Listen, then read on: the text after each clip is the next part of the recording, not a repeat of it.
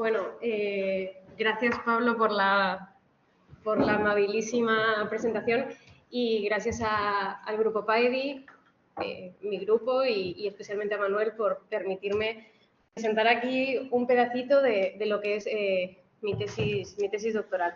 Esta presentación realmente la voy a centrar en metodología y las fuentes que utilizo, los desafíos y las formas que he encontrado de sobrepasar estos desafíos que inevitablemente están presentes en mi investigación.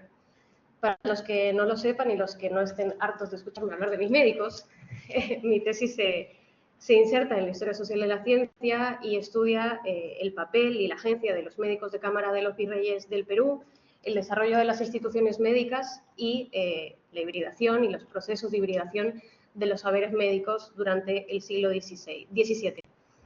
¿Por qué el siglo XVII? Y de hecho es una cronología un poco larga, pero específicamente barajo fechas entre 1615 y 1720.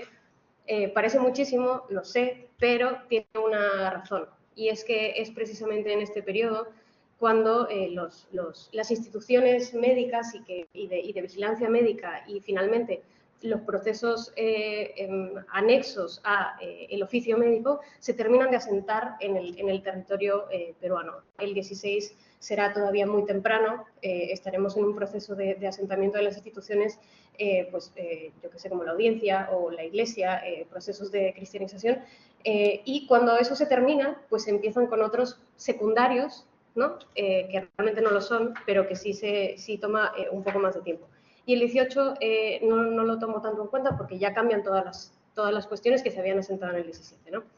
En estos años barajo también la vida, la trayectoria de 15 médicos de cámara de virreyes.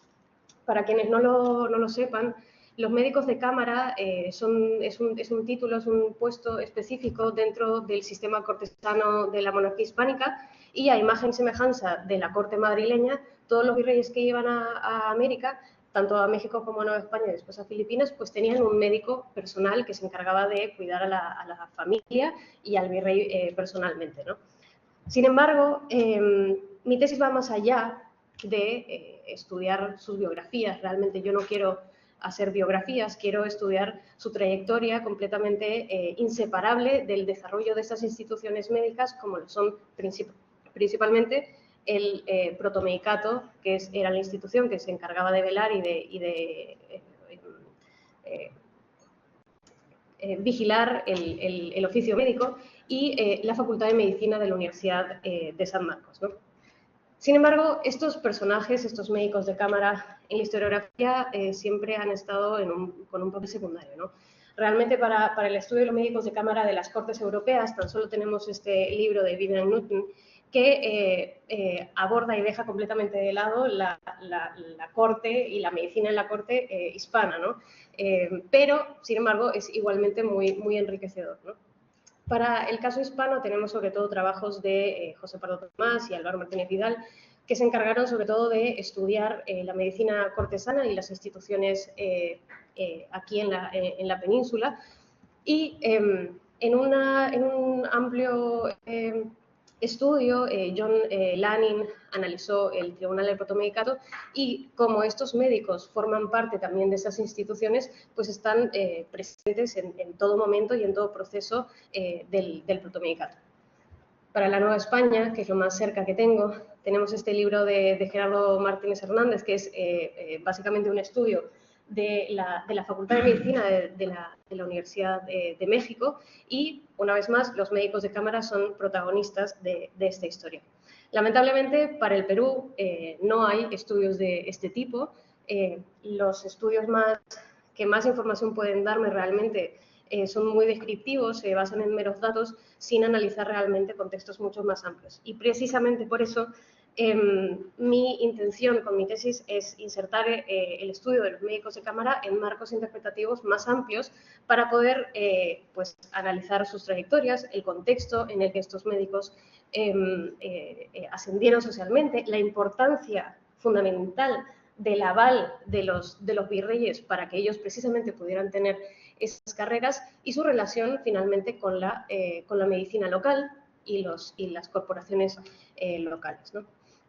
Por eso, también creo que es importante mantener una reflexión sobre estos personajes porque nos permiten pues, analizar sistemas de reproducción de patronazgo en la corte y fuera de ella. Eso nos permite, en una primera instancia, también reconstruir unas redes cercanas a ellos y que los rodeaban en estas instituciones. Sin embargo, estos no son los únicos espacios de sociabilidad que tienen estos médicos, ¿no? Las dinámicas de ascenso social y enriquecimiento que estos médicos tienen están íntimamente ligados a su cercanía al poder y, por lo tanto, pues también es muy interesante verlo desde cómo estos médicos cortesanos aprovechan esas oportunidades que tienen al viajar al Perú. Eduardo Torres Arancía, en este libro Corte de Virreyes, ha analizado brevemente, en un par de párrafos, la trayectoria y la importancia del aval de los virreyes de dos médicos específicos y, por lo tanto, da algunas pistas. Sin embargo, sigue siendo un poco, bueno, no un poco, bastante cortesano en cuanto a historiografía se refiere, ¿no?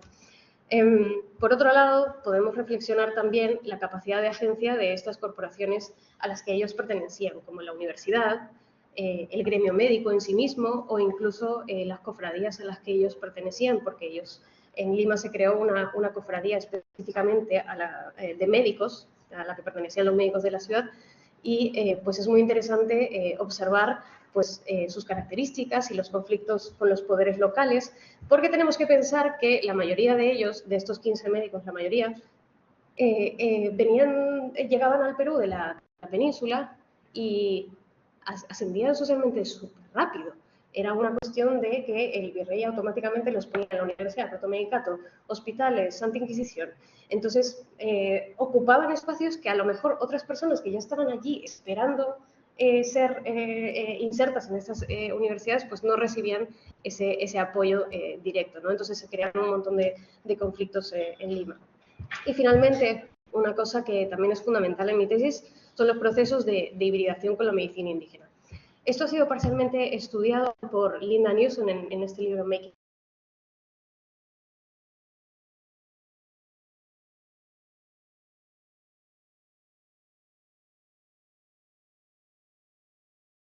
Pero yo creo que los médicos también, los médicos de cámara particularmente, pueden aportar a este estudio desde otra perspectiva, ¿no?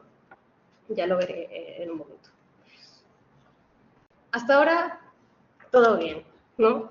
Sin embargo, hay desafíos que determinan finalmente decisiones que he tenido que tomar a lo largo de estos pocos años que llevo con estos médicos. El primer punto es que hay muy pocos estudios dedicados expresamente a ellos como personajes de estudio, ¿no? Probablemente el médico de cámara que más ha sido estudiado es Matías Porres, que fue el médico de cámara del príncipe de Esquilache entre 1615 y 21, y pues hay estudios de Guillermo Loma Villena, de Marra y Bueno, y una humilde servidora. Y después hay otros libros que analizan expresamente las obras de algunos médicos de cámara. Ellos no solamente eran cortesanos, también eran académicos y por lo tanto, por lo menos yo he ubicado como 7 obras o 6 obras directamente suyas publicadas en Lima, como por ejemplo la de Francisco de Vargas Machuca, que fue médico de cámara de el virrey Liñán y Cisneros, de Francisco Bermejo, que fue médico de cámara de 3 virreyes, de Liñán y Cisneros, del conde de la Monclova y del ladrón de Guevara. Y finalmente tenemos el libro de Federico Bottoni, médico de cámara del príncipe Bono, que fue estudiado por Álvaro Martínez Vidal. Esto que ven aquí, eso es todo. No hay más. El segundo desafío son las fuentes. ¿Y por qué? Porque durante el siglo XIX ocurrieron, como ocurre normalmente en las guerras, pues desastres en los archivos nacionales, ¿no? Desapareció el fondo del Tribunal del Protomedicato Castellano, aquí en España, y el fondo del Tribunal del Protomecato limeño también fue completamente destruido durante la guerra con Chile. Pero eso no es todo, sino que se expolió completamente el archivo de la Universidad San Marcos de Lima, que de 300 años de historia solamente hay 6 libros de grados. Que realmente suena muy mal, pero lo que hay me sirve, porque en Lima tuve la oportunidad de acceder a ellos y realmente no sé si es que ha sido suerte o qué, pero realmente están allí.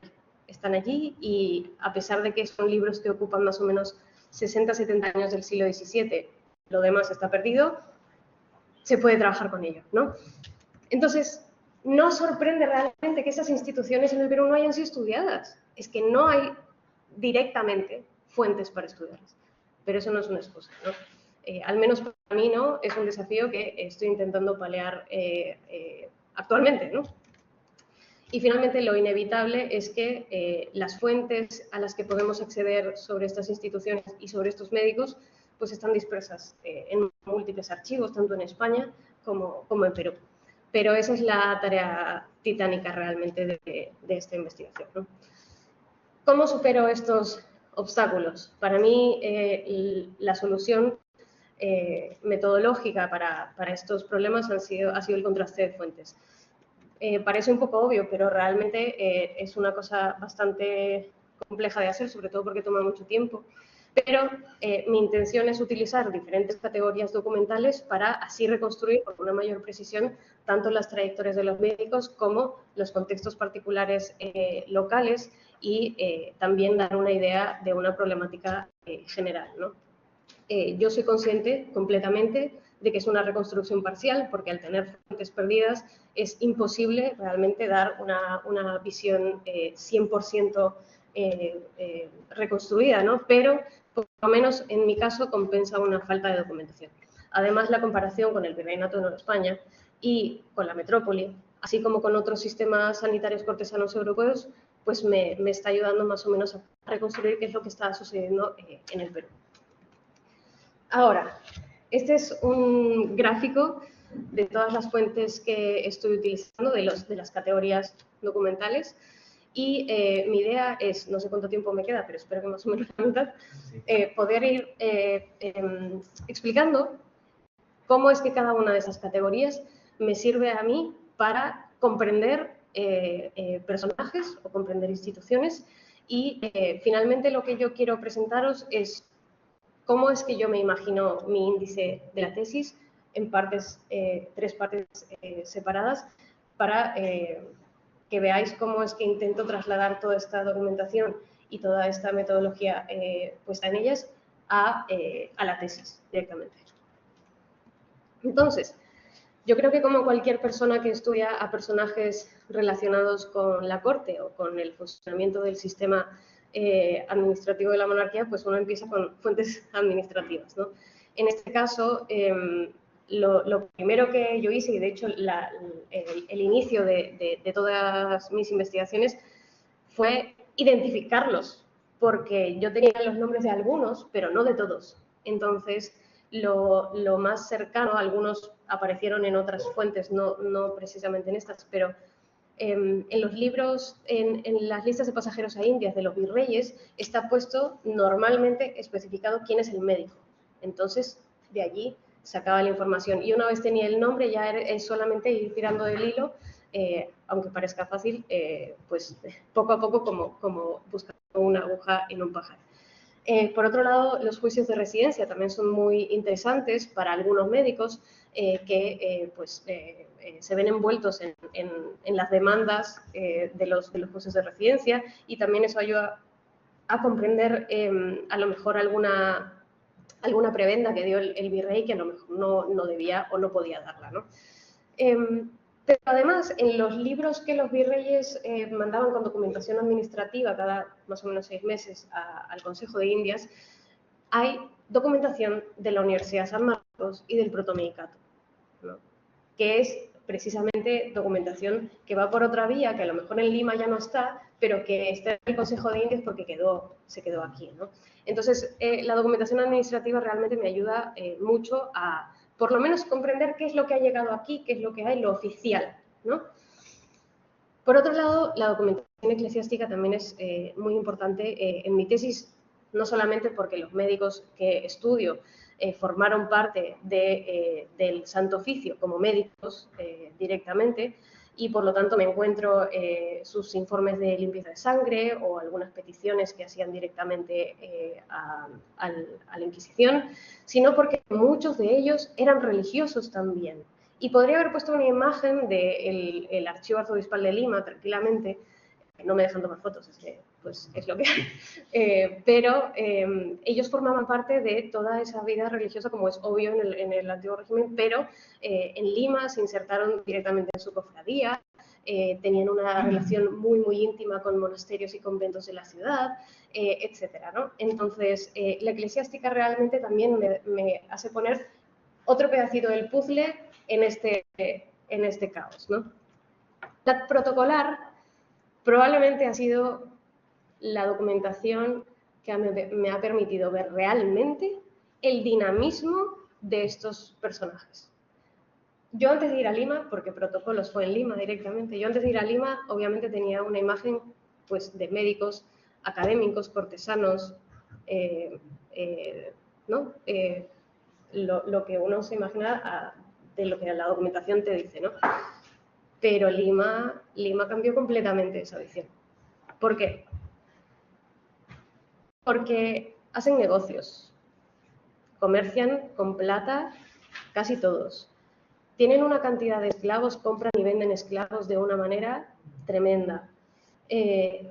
Arriendan bienes, compran bienes, actúan de testaferros de otros comerciantes. Y he tenido la suerte de encontrar algunos testamentos. Por lo tanto, esta documentación finalmente me ha hecho ver a estos personajes completamente distintos y me ha permitido también hacer, que ya os mostraré ahora, una reconstrucción de sus redes. Pero redes más allá de la corte, porque finalmente pues en la corte no te dice mucho más que conocían a gente que estaba allí. Y mi intención es reconstruir las redes de algunos de los médicos de los que tengo más documentación para hacerlo, y es donde realmente ahí uno puede ver a personajes en toda su complejidad y con todo el dinamismo que puede tener una persona pues inserta en este tipo de contextos, ¿no? La documentación universitaria es fundamental por dos razones divididas. Porque parte de mi investigación se centra también en construir sus trayectorias, qué es lo que hace esta gente antes de ir al Perú. Y por lo tanto, muchos de ellos estaban insertos eran catedráticos de medicina en alguna universidad peninsular, y todos ellos estudiaron en la universidad, y por lo tanto podemos ver en esta documentación, pues yo qué sé, de dónde eran naturales. En los libros de matrícula de la Universidad de Alcalá te dice la edad que tenían en el momento en el que se matriculan. Es muy rica en información que a lo mejor es información personal, ¿no? Pero, por otro lado, también me ha permitido seguirlos en Lima, ¿no? La documentación que pude sacar del archivo de la San Marcos es interesantísima, porque no solamente me permite ver el funcionamiento de la Facultad de Medicina y de las propias características de esta institución, sino porque están allí. Los médicos son rectores, son catedráticos, son decanos, y algunos ya en algún momento, cuando la facultad se establece, también son estudiantes. Entonces, hay documentación de todo lo que hacen dentro de la institución, y incluso incorporaciones de títulos, como era la norma. Los médicos que llegaban de España al Perú tenían que incorporar su título en la universidad para poder ejercer en la ciudad. Entonces, es una información que es que te dicen toda su carrera, todo. Entonces, ya te permite por lo menos comprender cómo es, qué pasaba antes de que tú llegases aquí, y a partir de aquí podemos trabajar con lo local, ¿no? Por otro lado, y en menor medida realmente, utilizo documentación judicial.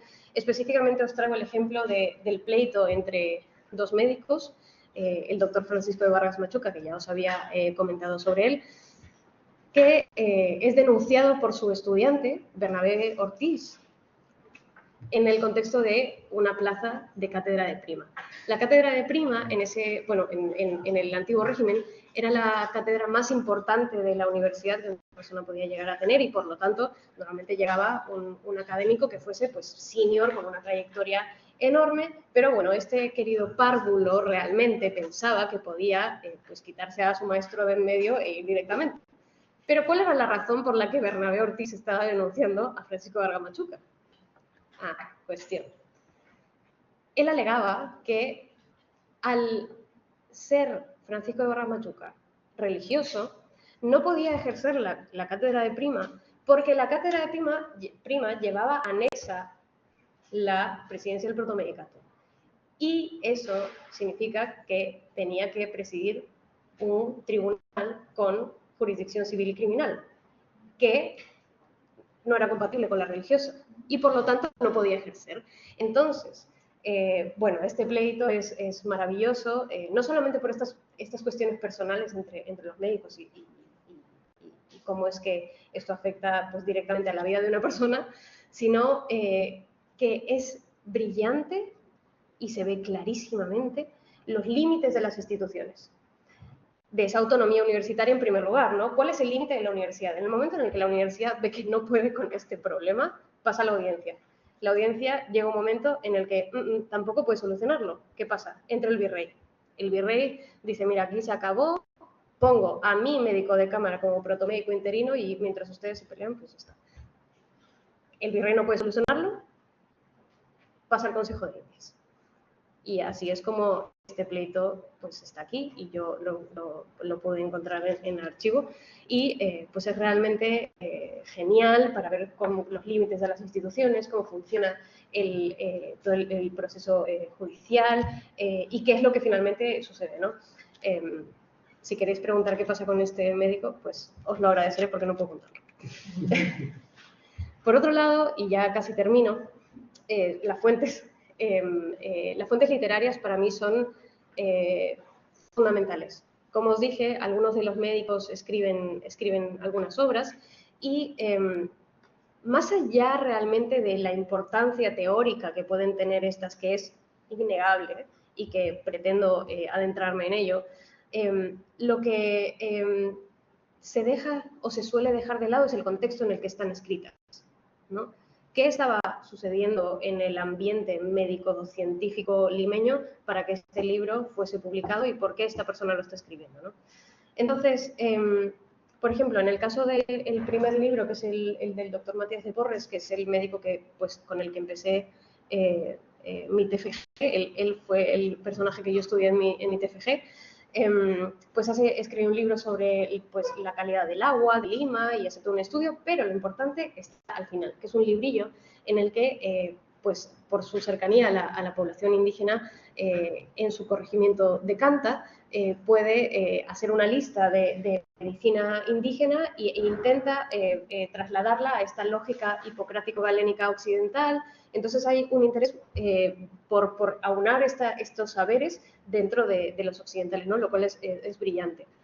Por otro lado, también hay obras relacionadas al sarampión u otras epidemias que estaban sucediendo en la ciudad de Lima, sobre todo a mediados de 1690, que son las de Francisco de Vargas Machuca y la de Bermejo y Roldán, que pues tienen un contexto específico, ¿no? O sea, y tienen un propósito que es mantener a la población indígena a salvo.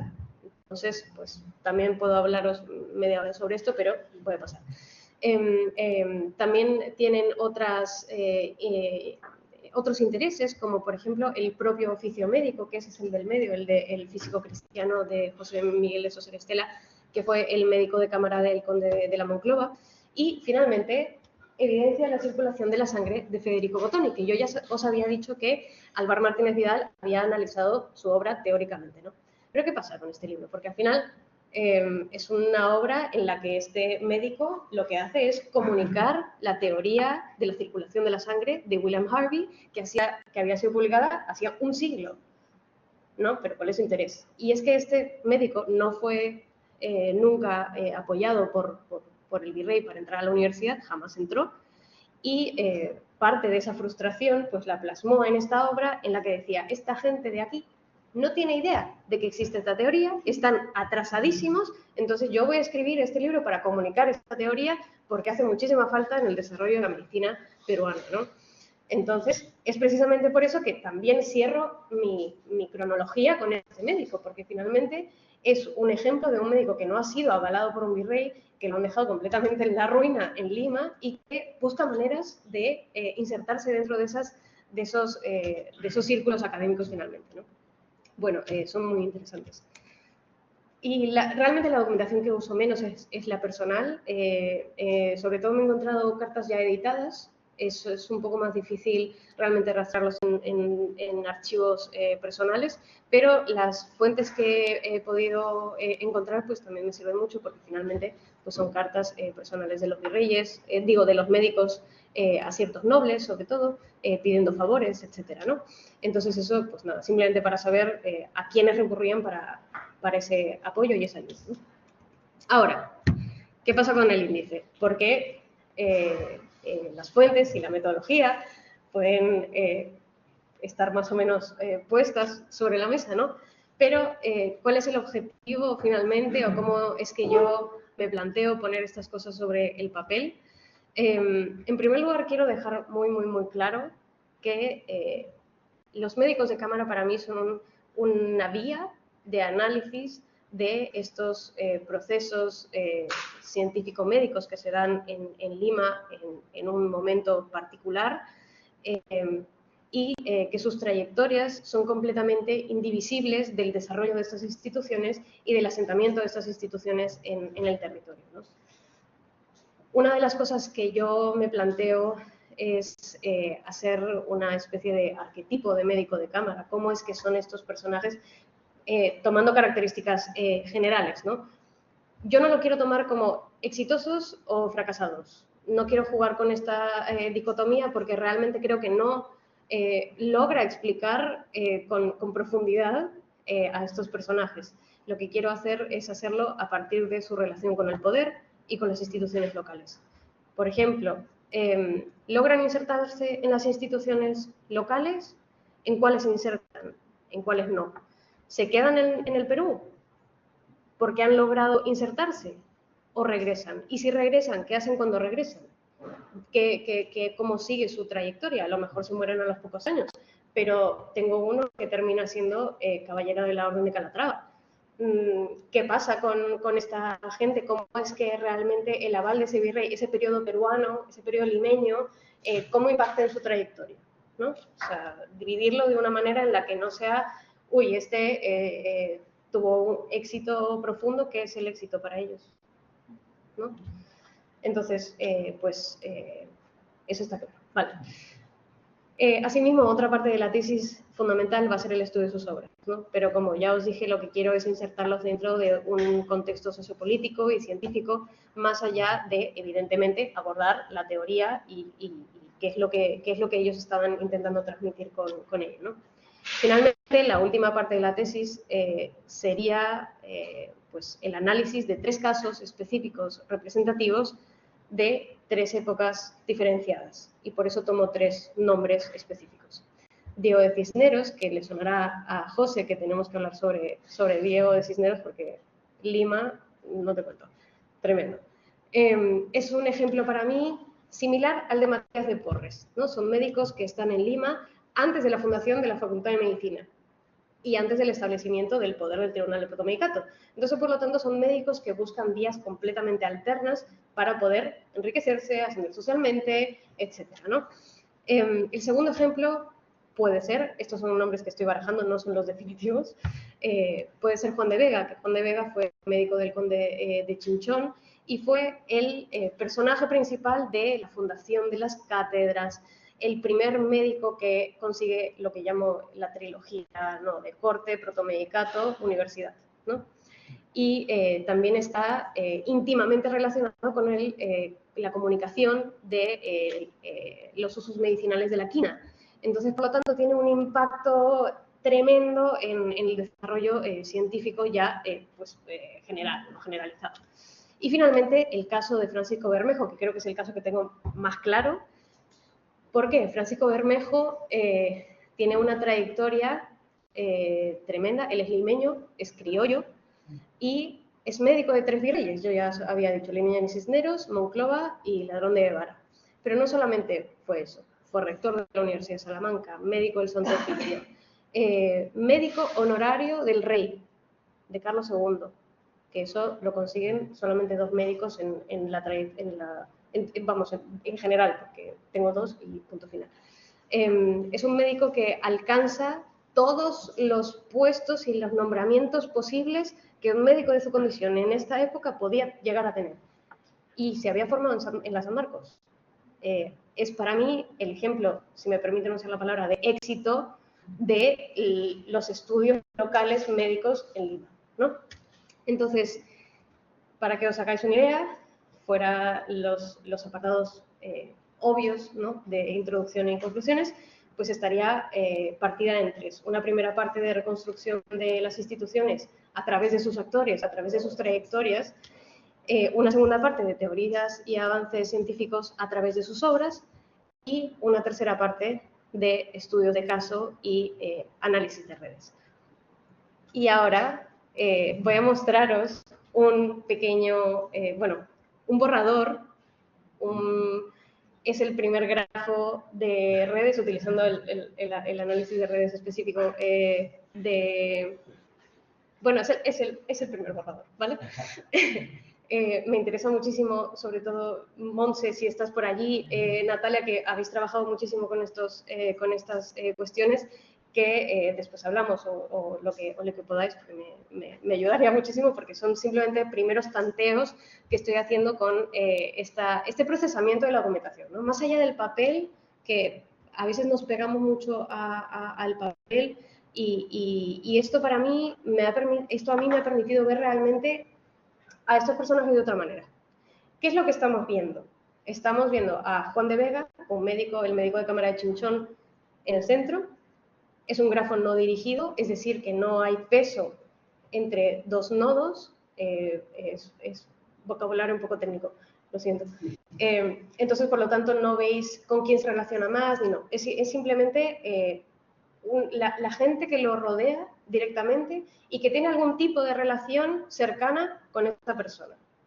Ahora, vemos un gran grupo que está en color rojo, que son las personas con las que este médico hace negocios en Lima. Él era un gran prestamista, llega a prestar, pues yo qué sé, cantidades de 8, 10, 15.000 pesos, que para un médico realmente es una cantidad muy interesante. Pero también, si vemos los puntos en morado, son personas con las que ellos compartían espacio y sociabilidad en la cofradía, pero que también hacían negocios con ellos, ¿no? Si vemos el nombre en gris, es una persona que compartía espacio en la universidad, en el protomedicato, y además hacía negocios con él, ¿no? Y después tenemos otra parte, no puedo poner aquí todo el claustro universitario de ninguna manera, pero he seleccionado nombres específicos como Pedro Requena, que va a ser el siguiente médico de cámara, y Melchor Amusco, que fue el protomédico anterior. Entonces, pues ya se ve no solamente personas que pertenecen a su propio gremio médico, sino que comparten otros espacios de sociabilidad más allá de pues, hospitales o estas cuestiones. Entonces, lo que yo quiero intentar hacer es, pues, con un grafo más depurado, evidentemente, grafos que me permitan observar estas cuestiones en algunos casos. La decisión realmente la dictan las fuentes. Si no tengo documentación suficiente para reconstruir esto de un médico, no lo voy a hacer porque es imposible. Pero si la tengo, pues intentarlo y ver a estos médicos realmente dentro de toda esa complejidad, ¿no? Así que, bueno, el contraste de fuentes a mí me ha permitido lograr una comprensión global y mucho más precisa de la actuación de estos médicos en el Perú, en tanto y en cuanto a mí me ha facilitado reconstruir su vida, su trayectoria laboral, los escenarios y las instituciones a los que pertenecieron y además me permite y me está permitiendo a lo largo de estos meses y años, pues elaborar un arquetipo de médico de cámara para poder observar también dimensiones colectivas e individuales y pues en ese sentido, ¿no? Lo que me ayuda finalmente a pues, comprender a personajes que fueron fundamentales en el cuidado de la vida y de la salud de los virreyes, pero también de su gobierno, ¿no? Finalmente. Así que nada, muchas gracias.